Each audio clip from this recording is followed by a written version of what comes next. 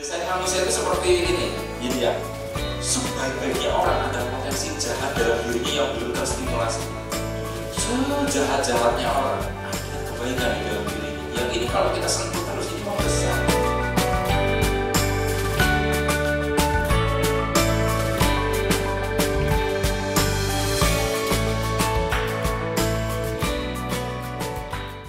Assalamualaikum warahmatullahi wabarakatuh. Jumpa lagi kita berjumpa dengan saya Arif Rahutomo atau Arif RH dalam rekaman video iseng Reborn. Ya, teman-teman semua, video kali ini tema yang akan dibahas adalah menjadi ahli versus menjadi bijaksana. Oke, menjadi ahli versus menjadi bijaksana. Sebetulnya tidak harus diversuskan ya. Tapi supaya lebih menarik, kudu ada pingpong, kudu ada yang kita dinamikakan ya. Jadi akhirnya judulnya begini. Teman-teman, menjadi ahli itu punya satu ciri, menurut saya dia perlu spesifik ya. Spesifik, sempit. Atau istilah lain di sini spesialis. Spesialis.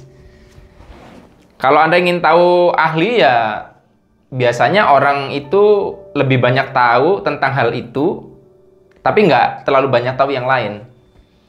Jadi misalnya kalau ahli vaksin, ya dia tahu banyak tentang vaksin. Boleh dibilang dari semua pengetahuan dia, 90% tahunya tentang vaksin.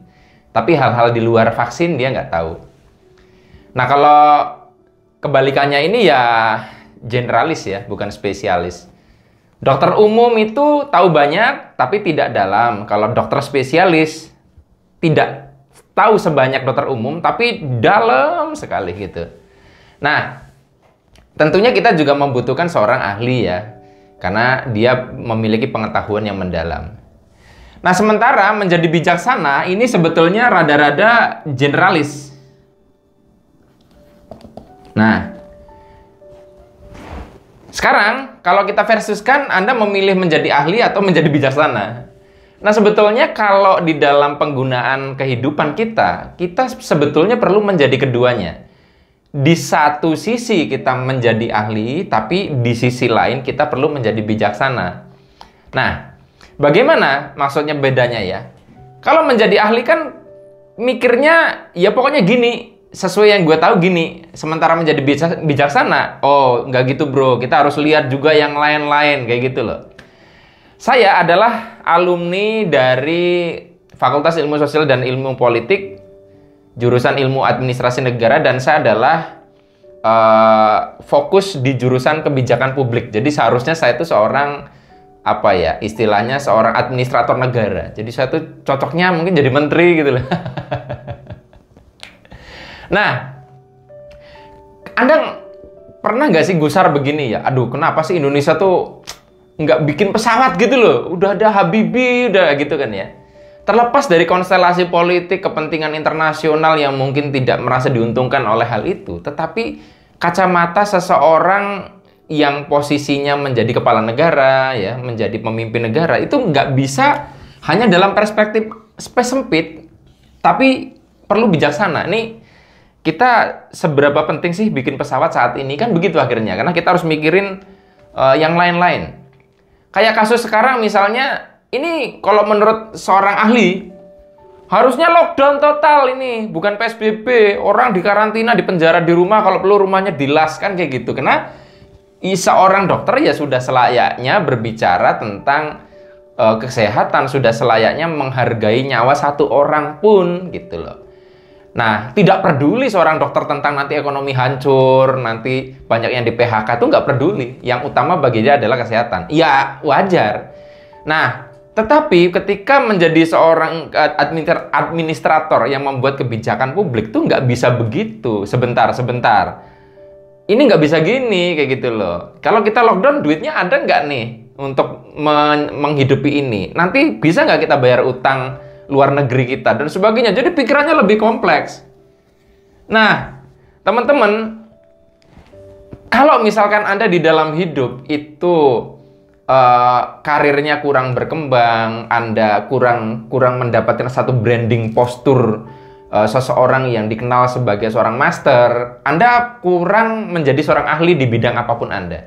Entah itu Anda di musik, entah itu Anda di penjualan, entah Anda di apalagi ya, di bidang pertanian atau apapun. Kalau Anda karirnya lambat, Anda sebenarnya tugas Anda, PR-nya adalah menjadi seorang ahli ini. Anda perlu mensempitkan area apa yang harus Anda ketahui. Tetapi kalau misalkan di dalam hidup ya, Anda itu ketika menjadi seorang ahli itu kurang banyak disukai oleh orang ya. Anda seorang yang ahli tapi kurang banyak disukai orang, Anda sering menyinggung orang, Anda sering menyakiti lingkungan dan sebagainya. Biasanya itu karena Anda kurang bijaksana. Karena ketika untuk bijaksana itu kita perlu memikirkan selain diri kita. Kita akan membuat bengkel di rumah gitu loh.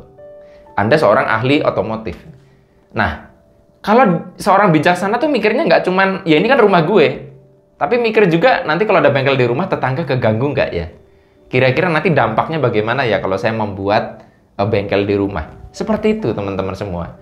Nah jadi buat Anda yang mungkin gemes, aduh pemerintah kenapa sih nggak gini gitu? Anda kalau duduk di posisi di atas tuh nggak gitu bos cara berpikirnya. Nggak sesederhana itu. Beberapa teman saya yang dulu sukanya demo di jalanan, bagusnya pemerintah tuh gini. Setelah dia jadi PNS, setelah jadi ASN, ternyata nggak bisa gitu juga ya. Karena ada prioritas, ada ini harus begini. Karena itu sangat komprehensif terkait kemana-mana.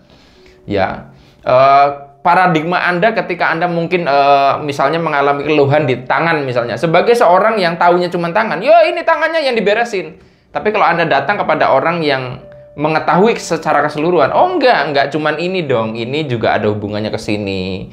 Misalkan contoh paling gampang ya, Anda sering mengalami capek atau karena megang gadget, itu sebenarnya yang perlu dipijit adalah di bagian belakang sini. Kan ini, itu pengetahuannya harus meluas sekali, dari sini sampai sini kayak gitu.